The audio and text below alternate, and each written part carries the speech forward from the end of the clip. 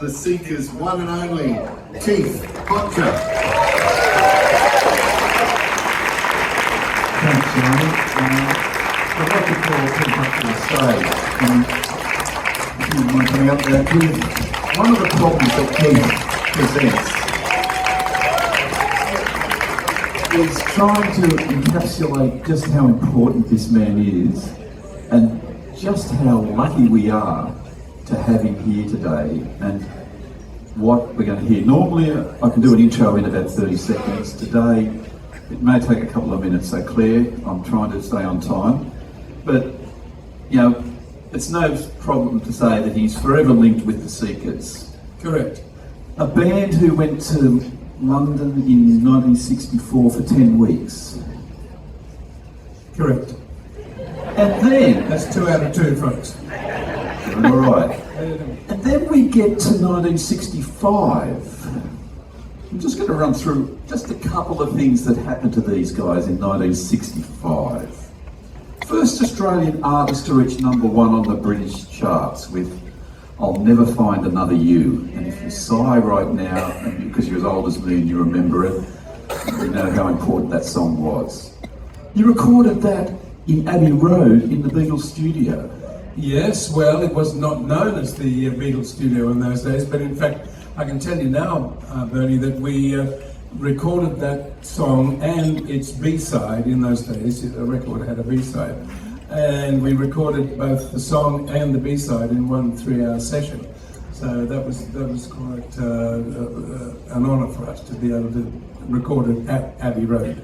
So then the Beatles wandered in and thought, gee, they can get a #1 with that time. We can knock it out. We might give ourselves 6 hours and then we'll give it 6 days and we'll get better. Well, yeah, it takes time sometimes. But the next song we did, which Tom Springfield wrote for us as well, A World of Our Own, we actually took 2 3-hour sessions for that one. And what about then to finish off 1965 with what is still the 5th biggest selling single of the 60s in Britain, The Carnival Is Over, Tom Springfield again.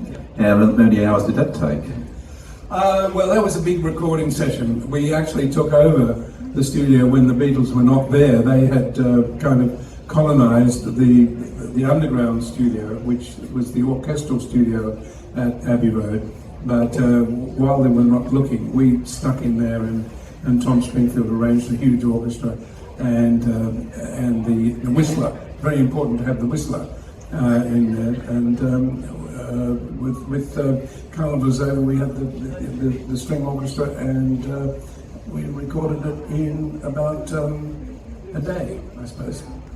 See, that's what happens with fame. You get more and more time. Yeah, yeah.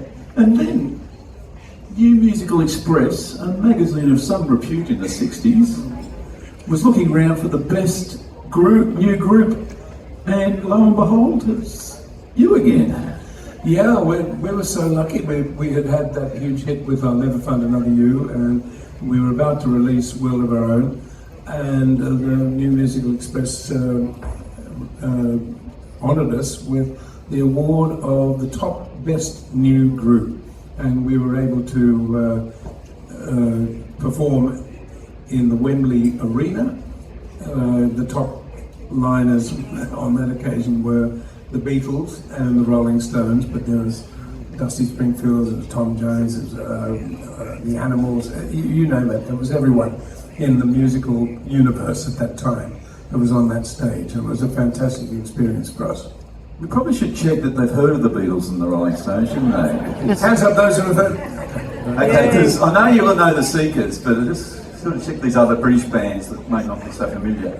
So you suddenly found yourselves in what I guess was only a maelstrom of fame. You just suddenly went from 10 weeks sailing over to Britain, just have a look around, play a few shows, to this level of fame which Australian acts had never achieved. Well, we were very lucky, Bernie, to have had the benefit of a very hardworking and very creative agent in Eddie Jarrett.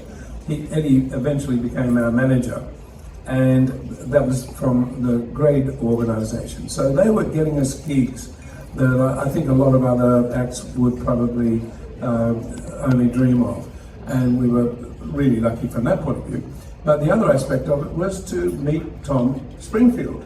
And Tom happened to love Judith's voice, as millions of other people do as well. And he wrote some fantastic songs for us. So from that point of view, with Tom becoming pretty much the fifth seeker in his own way, we had a fantastic organisation behind us. So there were the four of us, but behind us was this amazing crew of people, including Eddie Jarrett and Tom Springfield. And those people then took you over the next 3 or 4 years too. I'm just going to summarise just a couple of the things because I couldn't fit them all into the time we've got. But both your singles and your albums have each spent a cumulative 2 years each on the English charts. That's an extraordinary achievement. That's okay. You were nominated for an Academy Award. Yeah. You appeared you went to America, suddenly were charting at the top of American charts. You appear on the Ed Sullivan Show. Once again, you're following the path of the Beatles and doing what they can do. This Australian group can do as well. You do a TV special that still, and I don't know, this is prior to the Matildas changing everything. But before the Matildas this year, during this year, the last time it was checked in the middle of the year, you were still in the top 10 highest viewed TV shows ever in the history of this nation with your TV special. You drew 200,000 people to My Music Bowl. Personally. He wasn't a good-looking guy. Yeah, we know why they were there. You were the only group to be given the honour of Australians of the Year. It had to be plural for you. Yep. It just goes on and on. And you broke hearts around the world with your televised farewell special, where the sound of breaking hearts was global. Well, yeah, I guess that taking up your last point there, Bernie, the thing was that Judith Durham had been a solo singer before she joined Bruce Woodley and Applegate and myself to form the Seekers as we're known. But she was hankering after getting back to a solo career. So really the time had come, and we all had this arrangement between ourselves that if any of us wanted to leave the group, that we would give 6 months' notice to the rest of the bunch. And she did exactly that. Well, as it turned out, the BBC had been brought into the secret, shall we say, that the group wanted to disband, or that Judith wanted to go off and recreate her solo career. So they decided to organise this TV special, and it was right at the end of the 4-week season that we had done at the Talk of the Town in London.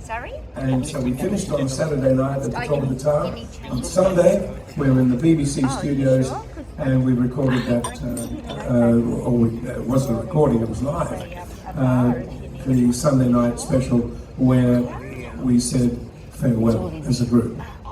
And that's a nutshell, very quick journey through your career as the Seekers first time round.